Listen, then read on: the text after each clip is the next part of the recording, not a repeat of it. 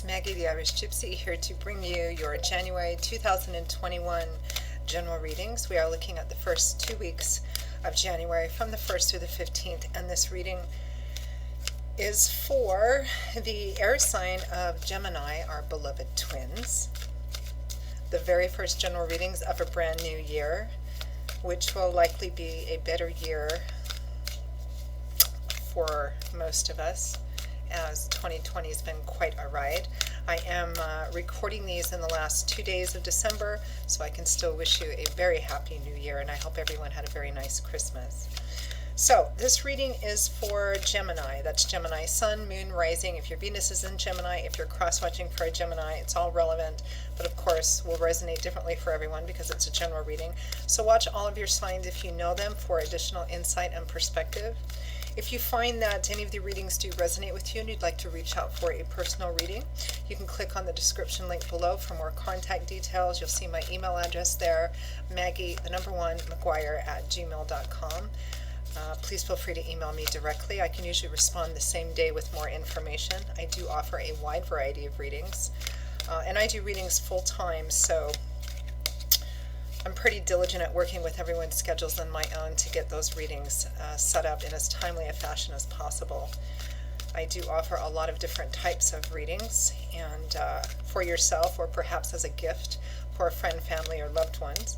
And popular this time of year, although you can order them any time of year, but I always get a lot of orders for the overviews I do around this time of year, 6 months or 12 months, which give us a little bit of a sneak peek at what's coming for the next 6 or 12 months, depending on how far ahead you want to look in different areas of life, which a lot of people like to get as we're transitioning into a new year. So it's something to keep in mind. Thanks for taking the time to tune in today, for hitting that like button and that subscribe button, and your support, feedback, and comments. Always welcome. Thank you. All right, let's move right into this for Gemini, the first 2 weeks of January 2021.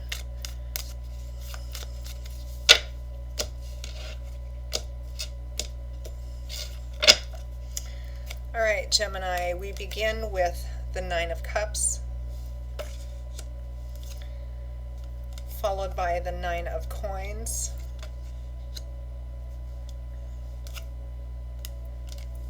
Death, followed by the Emperor, the Five of Wands, followed by the Devil,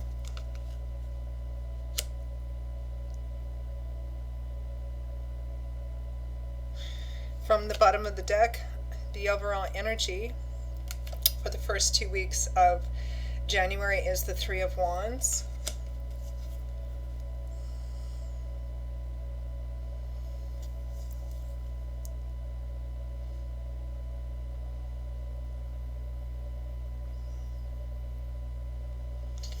I'm going to see what the next two cards are because I'm curious as to the energy that plays out right after this. The Chariot and the Five of Swords.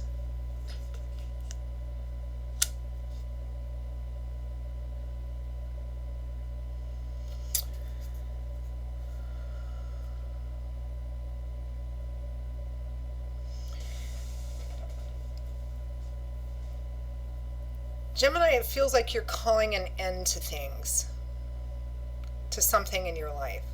Like an end, like you're done. You're so done, they need to find another word for done. Which is what death represents. It's a complete ending or an utter transformation. Birth happens after death. Beginnings follow endings. That's the way it goes. So it's saying goodbye to something, putting something to rest once and for all.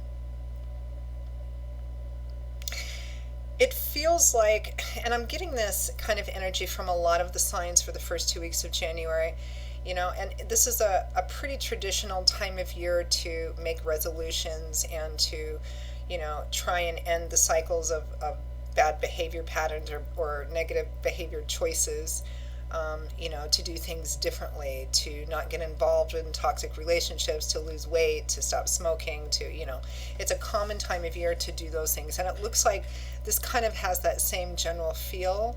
It feels like you're leaving a person, place, or situation behind, even though it may be difficult and challenging, and even though it hurts, because underneath that, you're doing the right thing.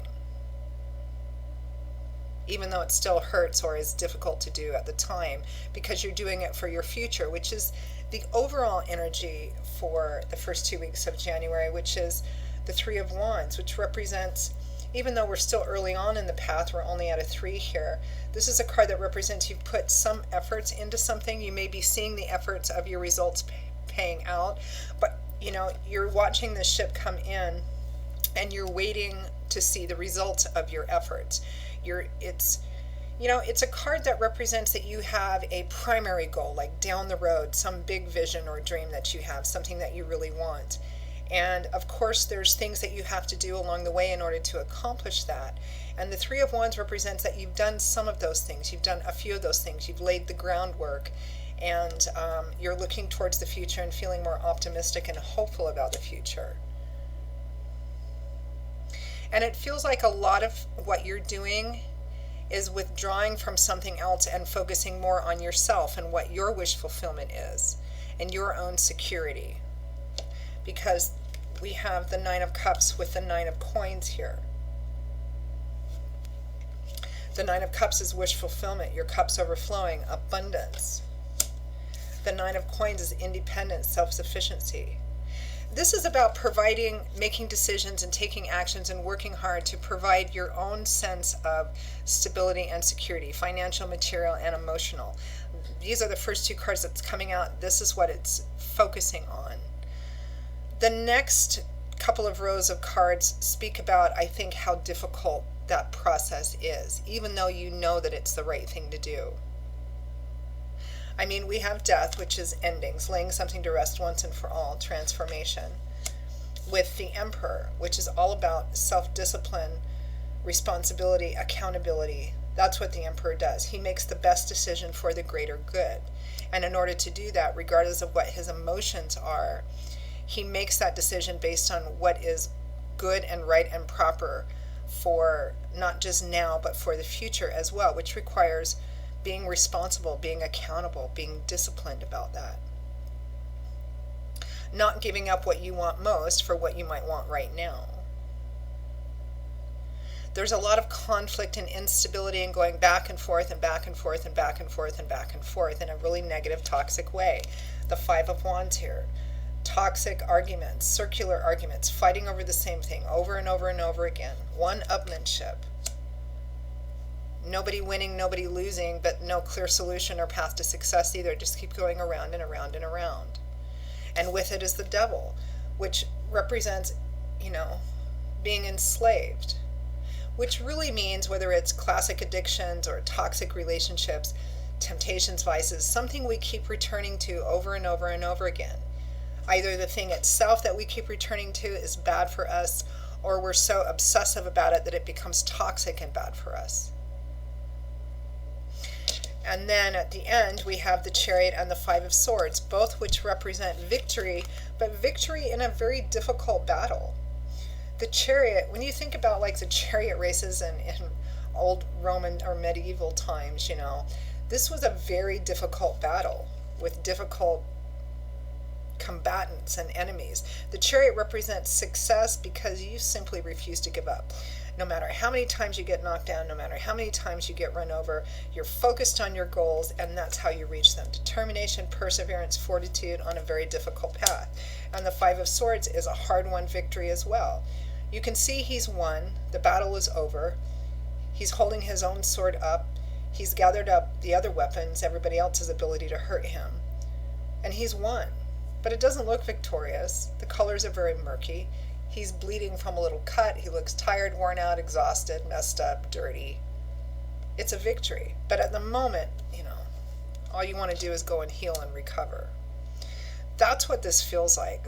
And you're doing it for your future, even though it's hard to do. For example, for some of you, this may resonate as a difficult breakup. breaking up with somebody that you love and care about. Maybe you've been with them for quite some time, but ultimately you guys don't want the same thing. And while you can wait and tell yourself it'll change, or you excuse all these things that keep happening or that you guys keep arguing about, ultimately, if the two of you aren't wanting the same thing, you could waste years of your life kind of waiting for that to happen. So ultimately, the two of you don't really belong together because you don't want the same things, regardless of how much you care about each other. If you don't want the same things, particularly for the relationship, then you're really not meant to be together. So you break up, and even though it's difficult, it's painful, and you're going to have to go through a healing period, underneath, you're doing the right thing, because you're setting yourself on a path that is ultimately going to lead to your wish fulfillment and what you want. And it's for your future. That's what I feel this is about. And it might not be a breakup, a love romance relationship. It might be calling it an end to something else, because it has that sort of New Year's resolution-y sort of energy,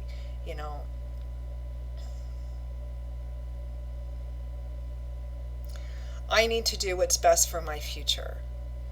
I could keep this thing that I'm doing now. It feels good when I do it, but it just keeps me in this same cycle of always being in want. If it's a relationship where the two of you are wanting different things, then that means that you're perpetually on some kind of an emotional diet. Who wants to be on a diet for the rest of their lives, regardless of what that is? Again, it could just be some other kind of bad habit. But there is this energy about, going through the difficulty, because it's a battle to break negative cycles, to break addictions, to break toxic cycles. It's difficult to do that.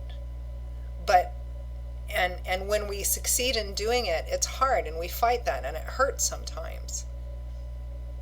But it really is a victory, even though it might not feel like that right at the moment. And that's what this whole reading feels like. Leaving behind that which no longer works for us, that which is toxic, that which is cyclical. I don't think cyclical is a word. Conflict.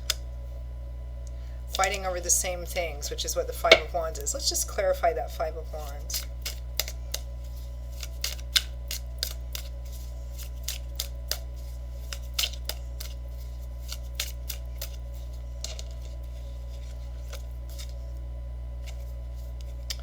The Six of Coins, the traditional breadcrumb card. I give what I want when I feel like it, just enough. The Three of Swords, heartbreak, deep disappointment, perhaps third-party situations. Yeah, it's a negative cycle. This is about breaking negative cycles, and because it's a general reading, what that negative cycle is going to be different.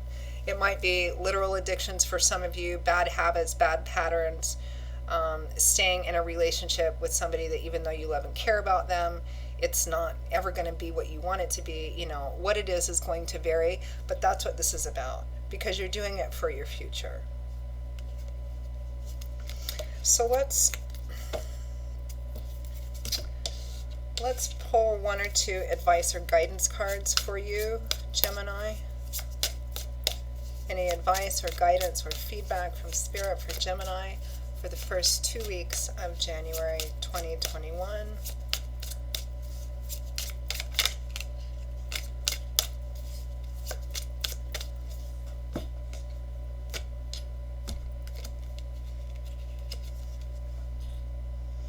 The Eight of Cups. Leaving behind that which is ultimately unfulfilling. Even though you've tasted and drunk from some of the cups, you can't even finish them all because you realize it's not what you want. Chronologically, the card after this, of course, would be the Nine of Cups. Here, your wish fulfillment, getting everything that you want to the point that your cups are overflowing with abundance, having everything you want. Here in the preceding card, in order to do that, you have to leave behind that which doesn't work for you anymore. And again, it might be difficult. The Star. the other wish fulfillment card in the tarot. It represents dedicating yourself to the path, to whatever it is that's in front of you to do, even if you can't see where it leads. This is a card of walking the path in front of you in faith, because it's going to lead to your wish fulfillment. So whatever decision it is that you're making to leave, whatever it is behind, Gemini, you are absolutely doing the right thing. It is a completely spirit sponsored, spirit supported, and probably a spirit orchestrated journey for you. So Gemini, that is your reading for the first half of January. I hope you enjoyed it. I hope it was helpful and useful to you. Perhaps it validated for some of you what you're going through or what you're deciding on doing, which is really for your best interest. It's for your joy and fulfillment just a little ways down the road. So in that, I hope it was useful. Again, if any of these readings resonate with you and you'd like to reach out for a personal reading for yourself or perhaps as a gift for someone else, just click on the description link below. You'll see my email address there, maggie@gmail.com. I would be most happy to hear from you and to work with you. I will see you all again in a couple of weeks for the mid-month readings. Until then, have a wonderful new year. Stay safe and healthy, and I hope to see you back here again soon. Bye-bye.